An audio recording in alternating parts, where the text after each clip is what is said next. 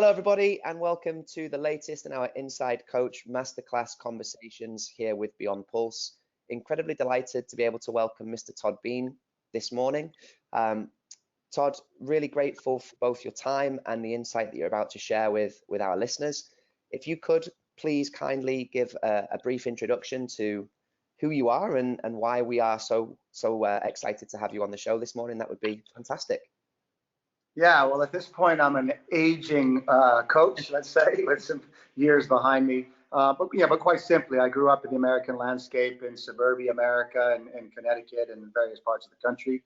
Found my way into D1 college up at Dartmouth, and then a master's degree out at Stanford. And I've just stayed in coaching and education, which is, I think, is synonymous, whether it's in the classroom or directing schools or on the pitch or working with, humble clubs, amateur clubs, professional clubs, etc. So, kind of a privileged lifestyle to grow up playing sport through the youth systems of the United States and then through college and beyond.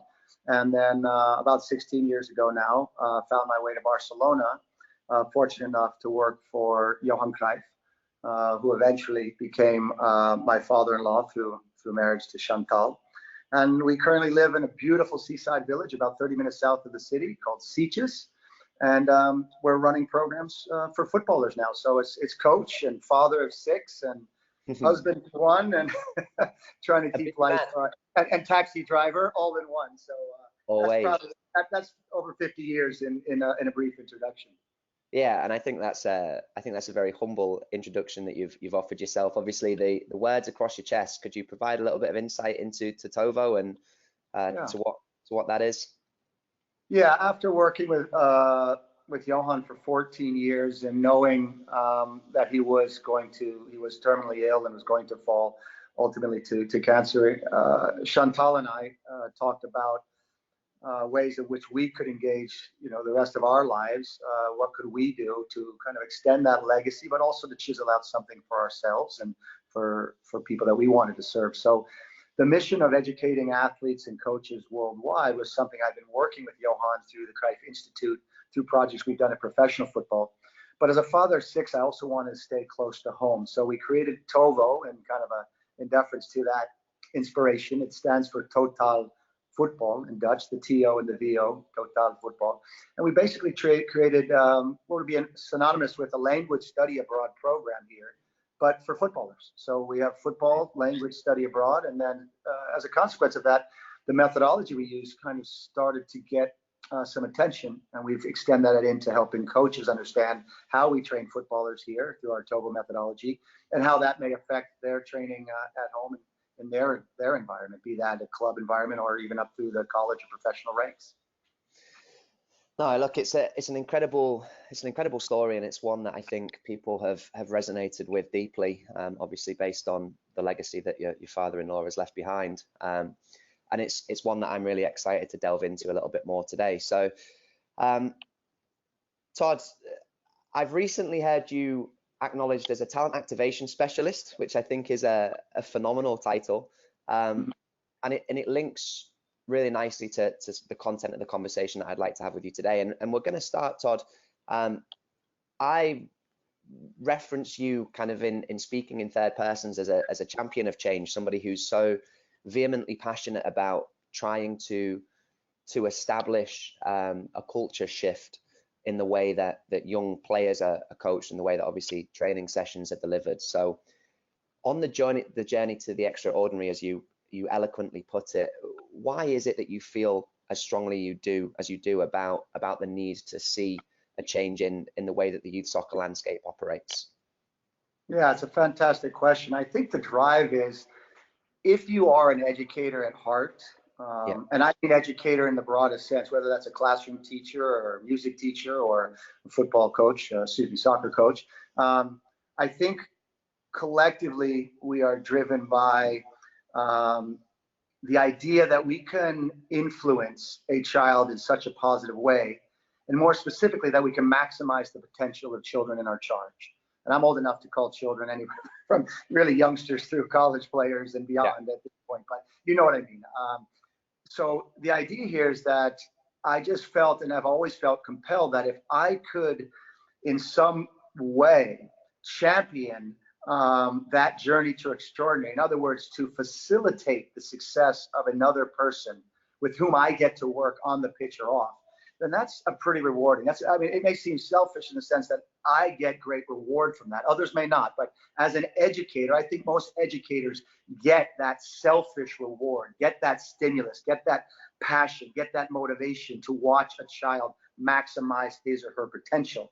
And once you are committed to that, you can no longer rest with the status quo. You are constantly searching for better ways to educate, better ways to realize the potential of children in general, and specifically the children with whom we work.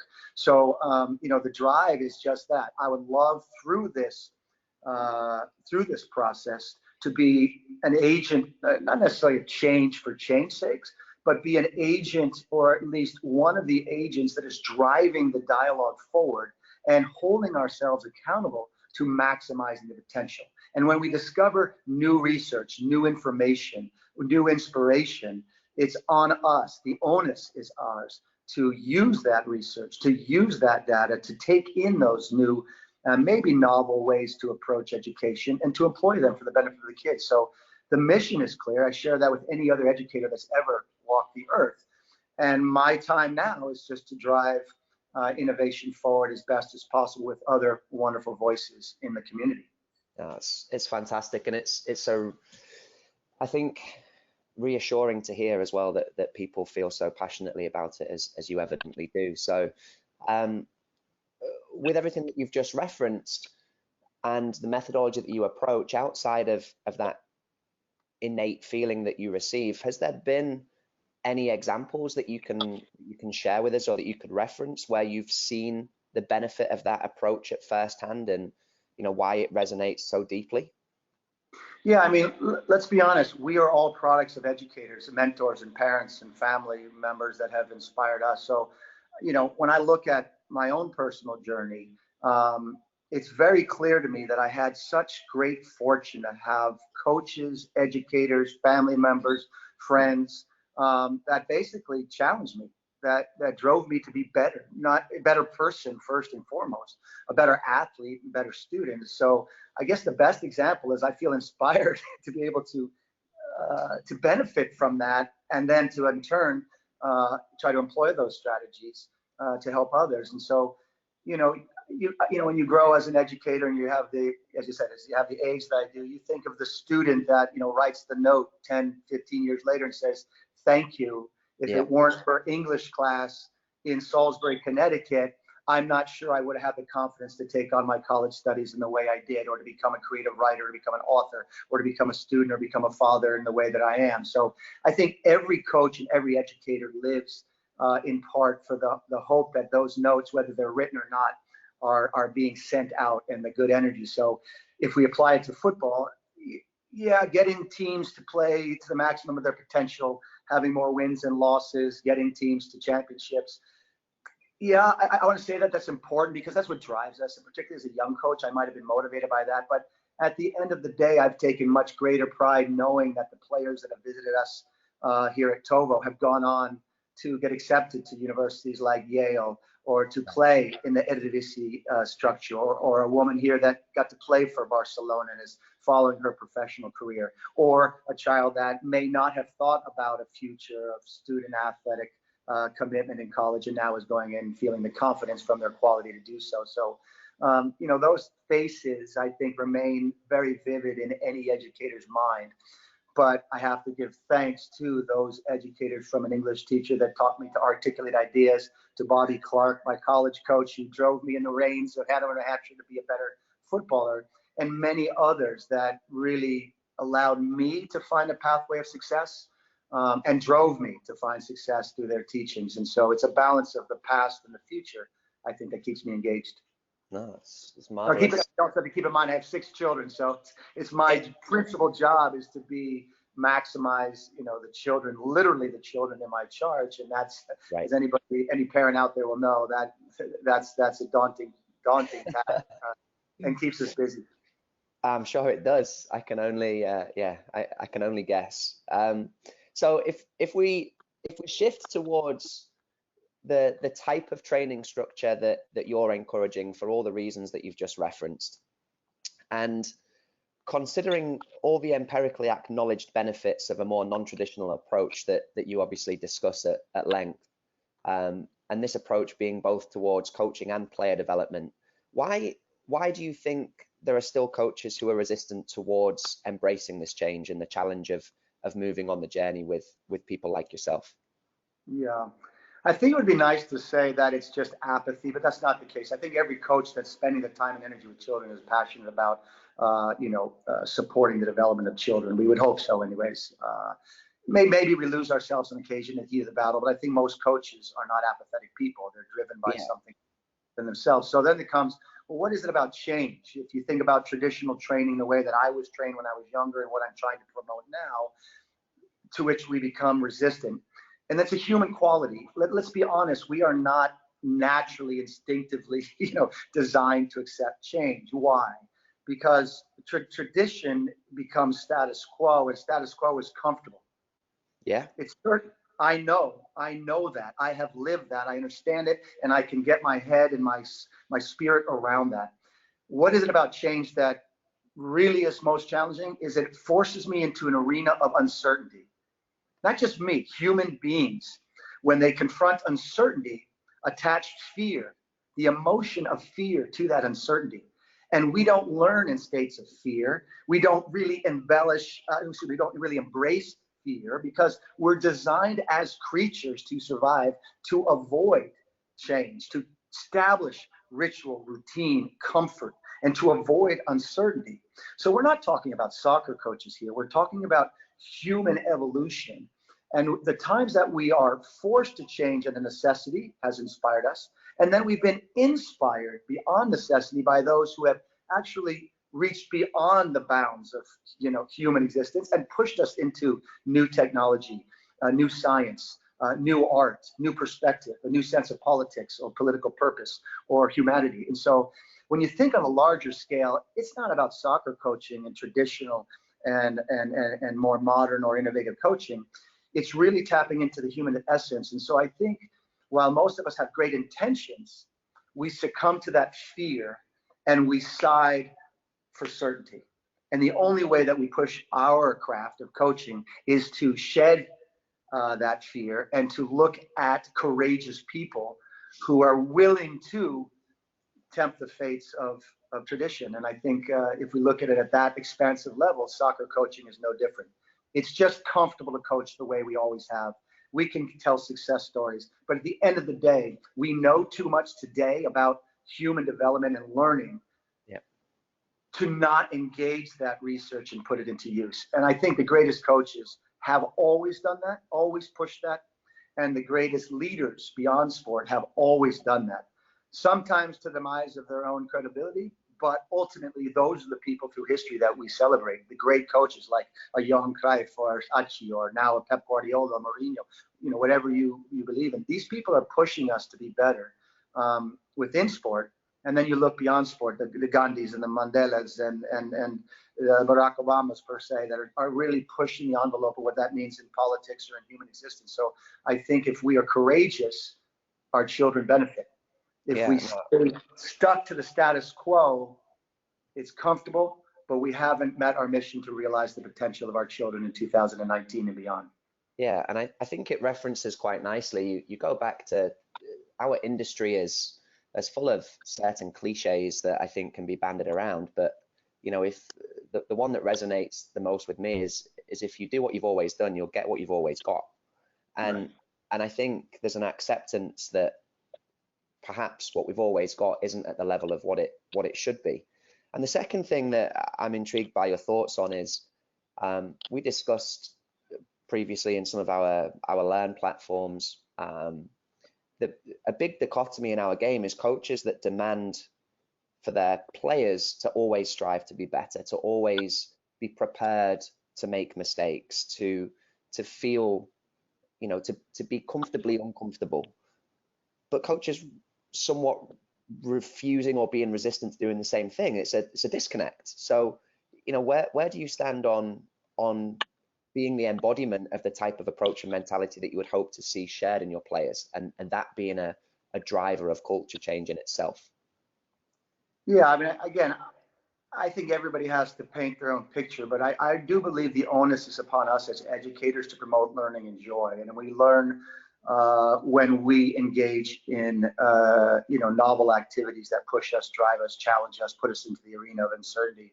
We know that, and so the onus is upon us to do the same. If we ask that of our children, if I ask that of my 6 children, and yet I'm not modeling courage, the message is don't be courageous.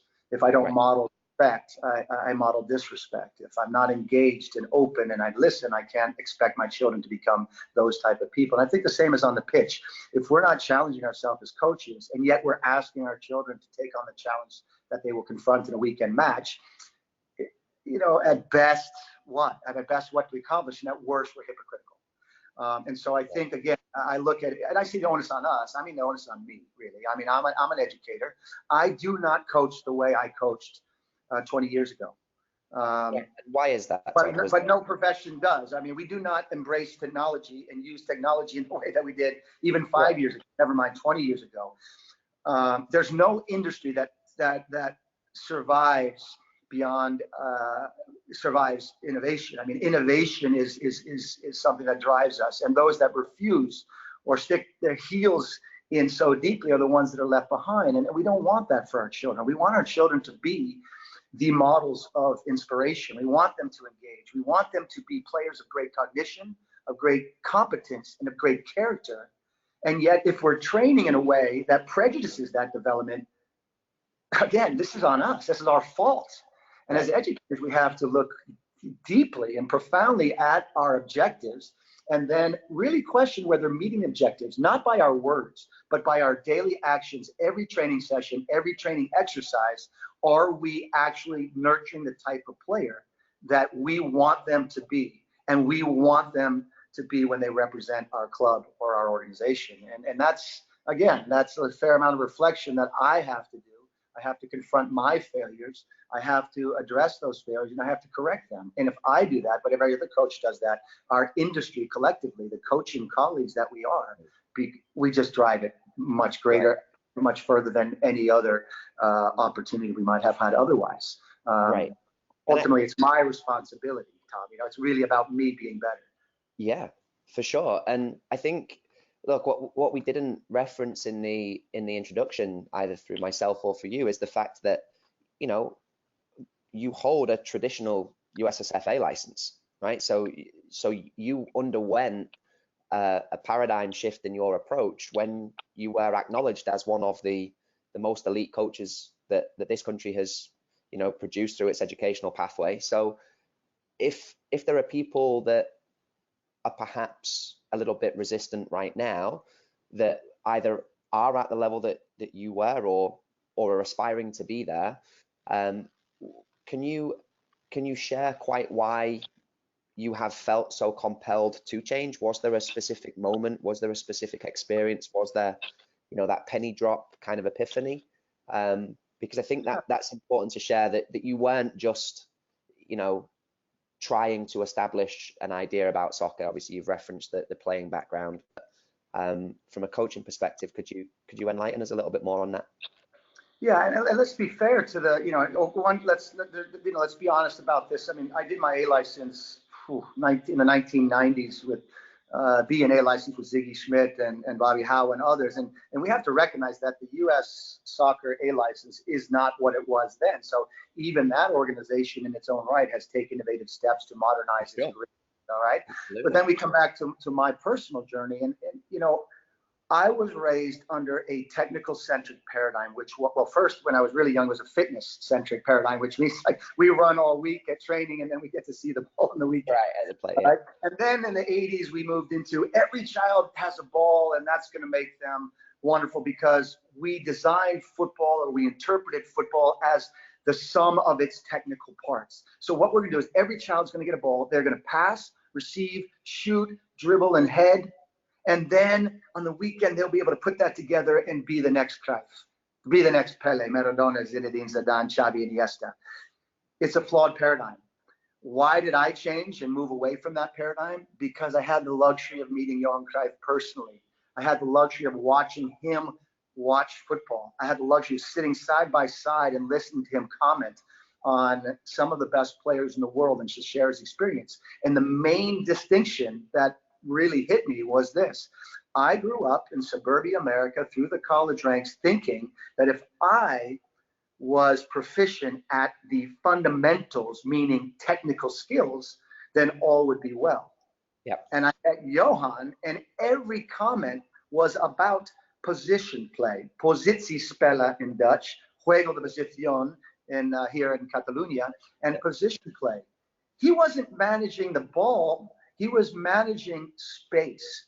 And as a consequence of position play, of managing space, of finding and exploiting space, he taught me that the technical execution is a technical execution within that space. And if you do not teach players to find space, it does not matter how good they are at exploiting the space with a pass or a kick or a dribble or a shot or a head.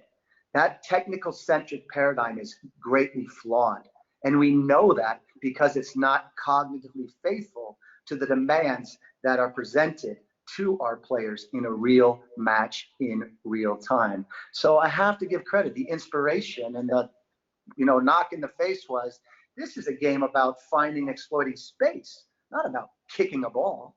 And once I started to view the game as a masterful dance of spatial relationships with teammates and competitors and the ball, it put technical precision into perspective in a way that I had never been exposed to prior to really speaking about football with Johan. Yeah, look, I think that's, thank you first and foremost for the candor. Secondly, I do think it's something that can resonate so deeply with lots of us. I remember a long time ago starting on my education journey, and one of the tutors had referenced, do you watch the game to watch the game, or do you watch the game as a coach? Because there's a difference in terms of understanding how players are operating versus just watching the ball. And there was an immediate shift, I think, in similarly in my self-awareness, and then how that impacted the design of practices when you can then go and find research and literature to support things. So I guess and it's, keep in mind, Tom, you raise a good point. Like, keep in mind, because I was that coach, right? I was so caught up in the present. The present is where the ball is and a player executing a technical action, a shot. And then maybe if there was a conflict, I would then focus on the referee, right? Because the referee did not make a particular call in the present moment as I had it interpreted from the sideline. Or worse, I really wasn't one of these coaches with respect to, joisting, but worse, I would be yelling to my children, my players, what do they do in the present moment? But what I really started to come to realize was the best players do not play in the present, and they never have. Right. The best players, and you can pick your favorite player, Maradona, Cruyff, Pele, etc. They play in the future. The only way to play in the future is to see the future. And the only way to see the future is to see the space that you will eventually dominate through technical precision. If I'm on the sideline doing the same as a coach, and it's a great observation on your part, and I was this coach, I end up following the ball. I'm following the present. But then Johan told me a story. The old Camp Nou had an old dugout. So literally when you sat in at the bench and the field is arched, he could not see Stoichkov on the other side of the field. Right. And so he was, handcuffed because he couldn't actually be a coach that could even see the entire field. The only players that could see the entire field in real time from end to end and side to side was someone like Pep Guardiola, who was, in the center of the field, a magician and masterful, manipulator of that space. And the other thing he mentioned is that, okay, if he calls across the pitch, stands up and gets out the dugout and says, Stoichkov, cross the ball, or, Koeman, knock the ball long, or Romario, spin and turn and work your magic and score a goal. Again, he's commenting about the past. The player has to play in the future. And so our comments, as much as they serve our ego perhaps, or satiate our desire to be in control, it is nothing about our ego, and it's certainly nothing about control, because we want our players to be playing in the future. And if we're commenting on the past, we prejudice their development, and it's that simple. It doesn't mean that it's that easy, and we want to articulate our frustrations and our control because we feel as coaches we must do that. But at the end of the day, what we want are players who can read the game in real time, play into the future, exploit that space creatively, and then ultimately maximize the potential against a competitor. We do a lot of things in coaching that satiate a certain desire that we have as coaches that does not foster learning and joy. And that is our litmus test here at TOVO. Are we promoting learning and joy? And if we are, we're building the capacity of our players to play the game, not our capacity to bark orders from the sideline. No, look, it's brilliant. It's music to my ears, but we knew that before we came into the conversation. Yeah. Todd, you referenced the phrase being cognitively faithful to the demands of the game, and it links nicely to the concept of cognitive fidelity. And without wanting to get too overly complex for people listening, you've wrote at length about this and how ultimately that concept can underpin the construction of a coaching and training environment. Could you extend or dive into a little bit about what that means and what the practical application would look like for coaches who might be listening to this thinking, okay, well, that's great, but how do I do it? How do I teach that way? Right. So, I mean, I just used the term cognitive fidelity because I picked it up from Professor Daniel Gofer.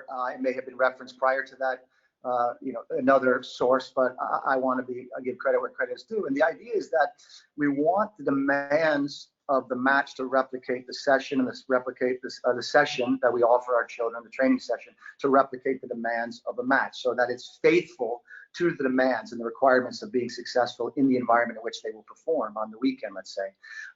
And so what we need to do then is to ask ourselves as coaches, are we training cognitively faithful to those demands? And what we've done at TOVO is we've broken that down. We've broken that down into intelligence. We call it cognition, just, perceiving your environment and working, searching, and exploiting space within that environment. The competencies, the technical competencies of being fit to pass, receive, dribble, shoot, and head. So they are critically important, those competencies. That precise execution of a thought is critically important.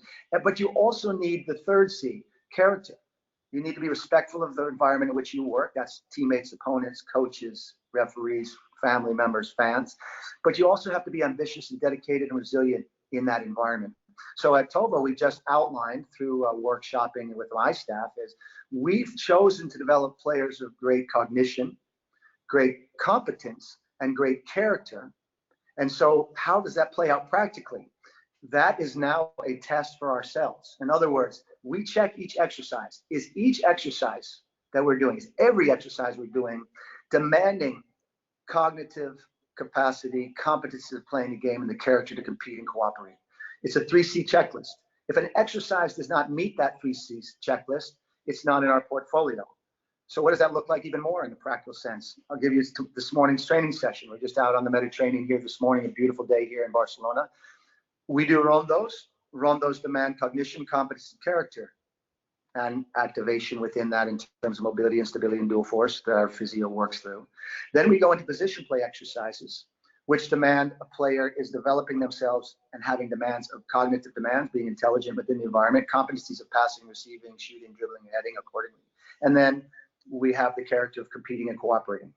We go to the third level. The third stage of our training session would be training games. That can be anything from 1v1 to 11v11 and everything in between, and every variation of goals to be scored, etc.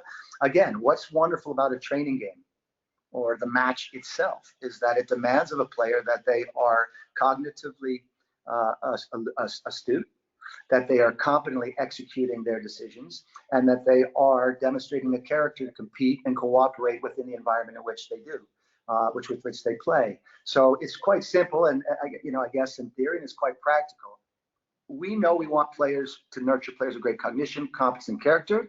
Every exercise in our portfolio demands cognition, competence, and character, and we repeat that over and over and over again. And we have thrown into the trash bin any exercise that does not demand the 3C development of a player. And over time, surprise, surprise, we're training intelligence, we're training competence, and we're training character. So over time, we feel we have a better propensity to nurture players that are intelligent, capable of executing through technical precision, and have the character to compete through the good and bad that a match will provide to them.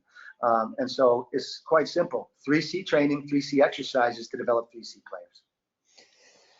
Just like that. Bing, bang, boom. Just like that. It's easy. It's easy in here, right? It's a little bit more challenging. Well, the thing is, Tom, the thing is, it's not challenging to articulate.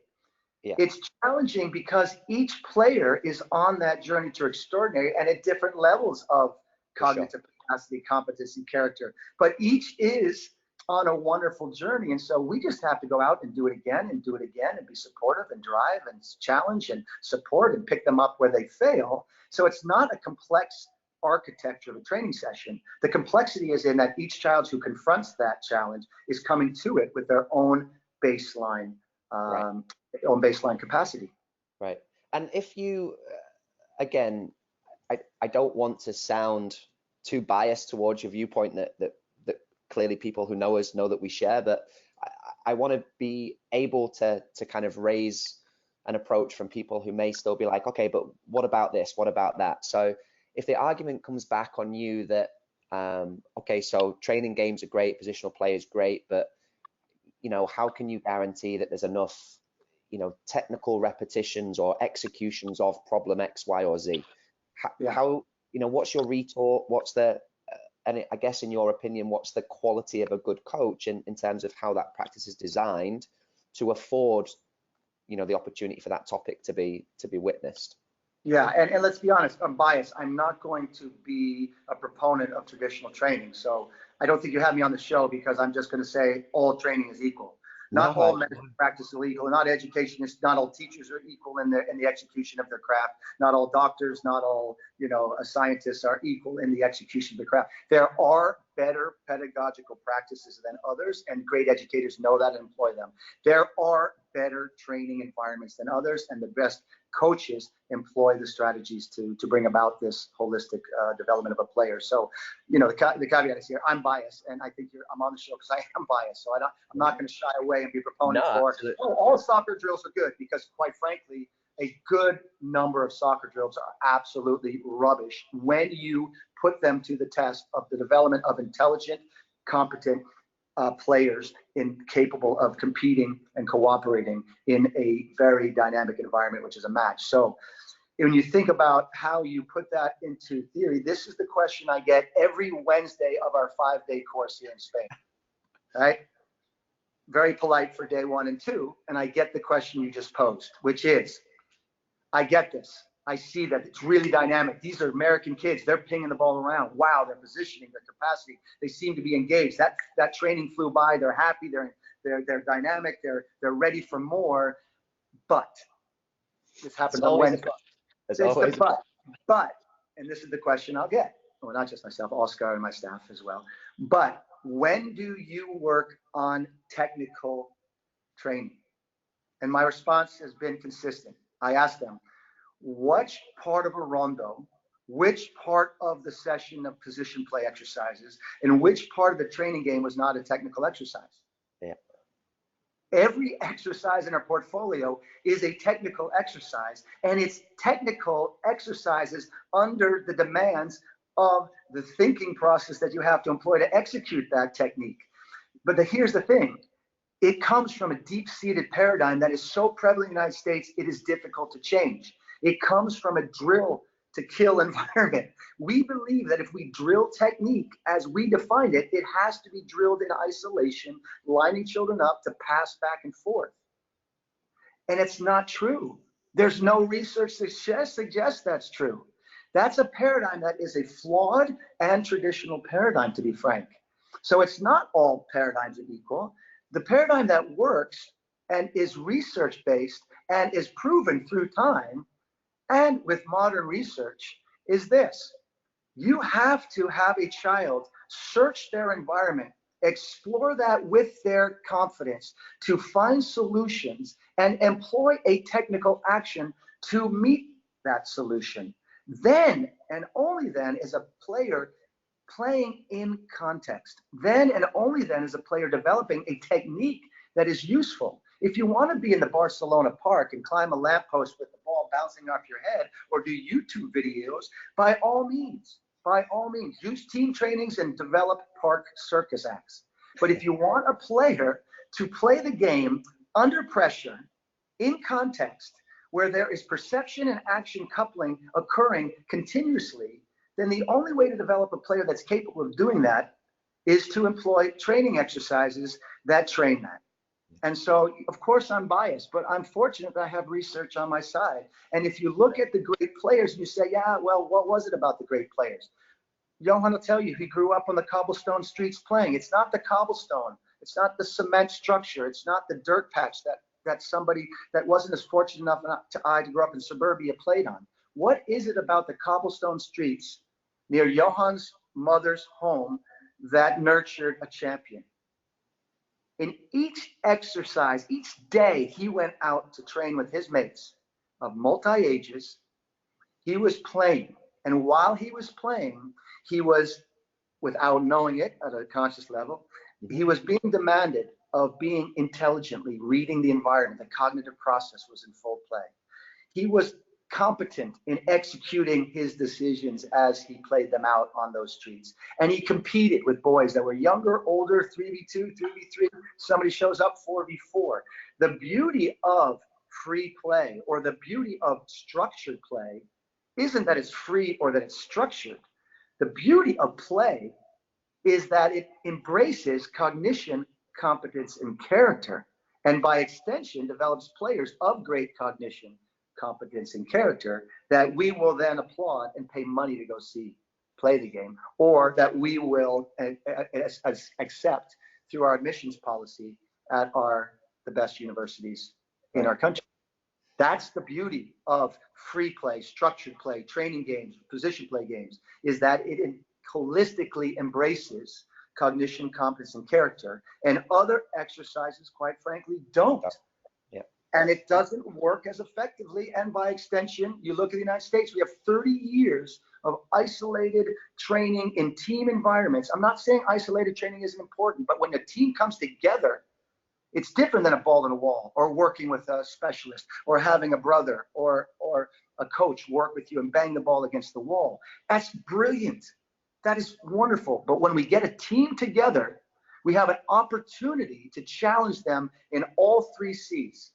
And if we use that training session accordingly, the growth of our players is exponentially better than lining them up for laps and lectures and stupid drills that don't accomplish what we hope they would. So people have embraced the sales pitch, or the passion that you speak with, and want to go about a culture shift and a paradigm shift within their own program.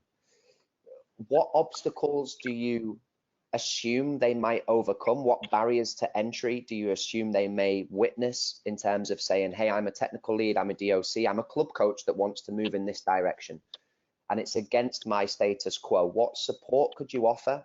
What, understanding what the challenges may be before they're seen might be helpful towards people being able to do it. How could you share some light there? Yeah, I would say don't do it if you don't have empathy for salmon. Let me explain. If you're not ready to swim up against the tides of tradition, don't start the journey. Let's face it. This is not for the lighthearted, weak-hearted, or those that don't want to barrel through some of the BS that you're going to encounter. You're going to swim upstream. When tradition dominates and you are articulating a new vision, and you are asking people to change, and you are asking institutions to reconsider, rethink, and redesign training, you better empathize with the salmon. You better empathize with that fish that's going to swim upstream and get knocked back and swim upstream and keep going. If you do not want that as a technical director, just stick with the status quo. That's advice number one. If, as you say, entity number two, coach number two says, I'm up for the fight. Not the fight in a negative way, but I'm up for the inspirational battle to change the way we go about business at our club. The best thing to do is to have prepared yourself for every potential critic that will come your way. You better have done your homework. You better understand cognitive fidelity, research, perception, search, designs. You need to understand training games. You need to understand all of the buzzwords that are out there, the conflicts within those buzzwords. You better do your homework, because you know that you will be challenged. And the only way to take confidence from that challenge is to have faith in your quality, to have done your homework. Because people should challenge me. People should challenge coaches that are trying to ask for change. It's the onus upon us to dedicate ourselves to understanding why that change is effective and how it is research based. So that's advice number 2. 1, if you don't want to do it, don't. 2, if you do want to do it, prepare yourself. And 3, the ultimate one is put yourself in an environment where you start to change the way you go about business and attract people to that movement.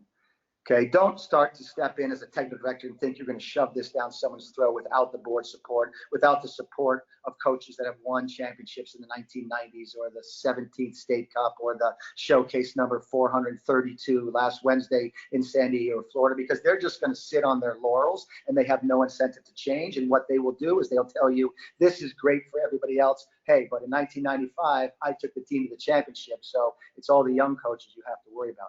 Be prepared to take on with enthusiasm and by modeling this new methodology. And when you do, what will happen? Players will enjoy it. They will learn at exponential rates that they have not previously learned.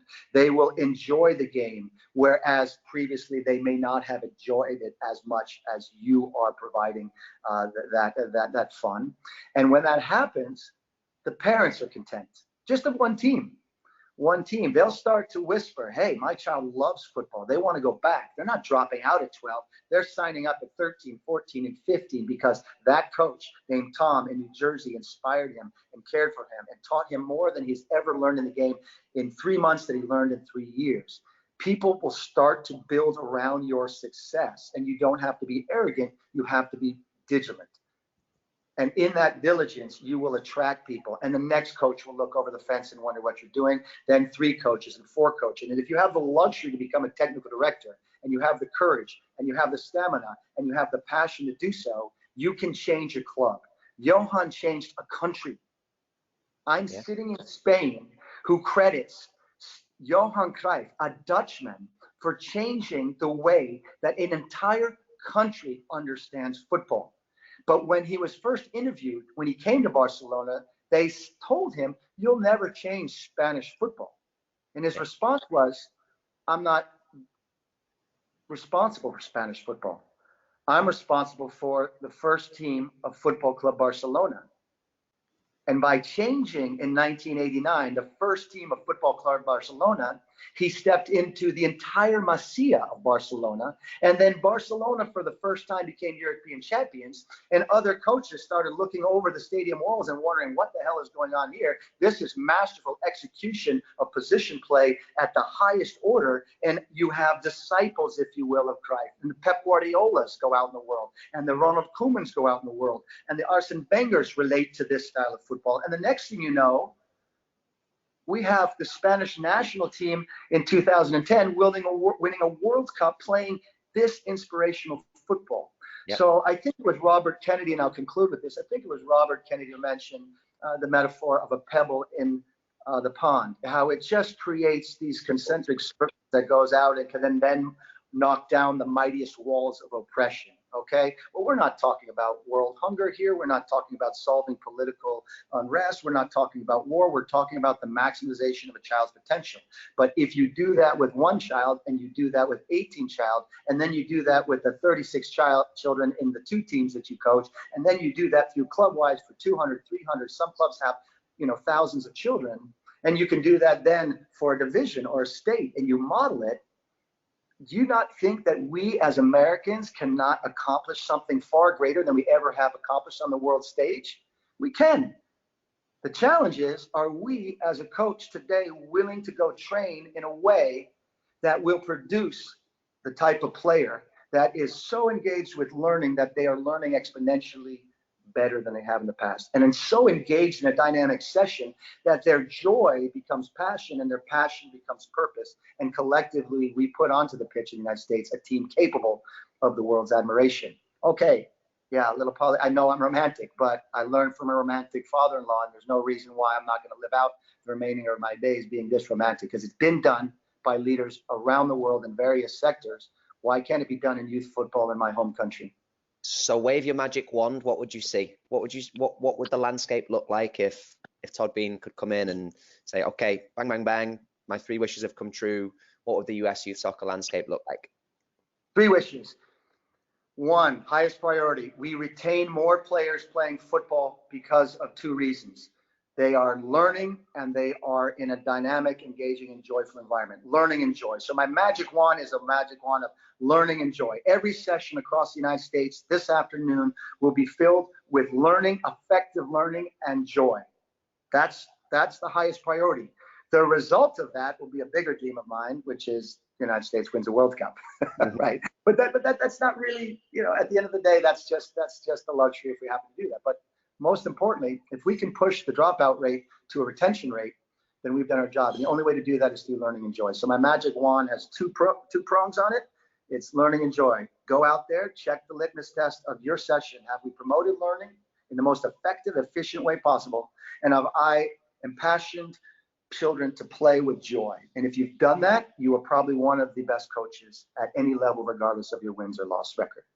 Perfect. So, Todd, as I said at the start of the conversation, I knew where we were going, and I'm sure people that have listened are incredibly grateful for the insight and the education that you've been able to share. But if they want more of you, how can they find you? How can they learn more about TOVO? How can they learn more about the methodologies? Where can we get you? Okay, yeah, let me just conclude by saying I really appreciate the conversation. As you know, as I said, I'm opinionated and I have a passion for it. I don't expect everybody to agree. The dialogue is what's critically important here. Open, honest, challenging dialogue. Anybody that wants to challenge some of my assumptions, I'd love to. Grew up in New England, so I was in New Jersey for a while actually, and then moved a little further north just because it wasn't cold enough in New Jersey. So I have a thick skin. I really want the dialogue to challenge me. I want us to challenge one another for the right reasons, because we care about our children so much that we believe in ourselves. We believe in that challenge. So that's the first caveat of today's message. But if you want to find out more about how we approach the game and how we promote learning and joy, and why we're so passionate about the TOVO methodology, then it's quite easy. If you're a coach, you just go directly to TOVO Institute.com, and you can find out options in which you can engage with us.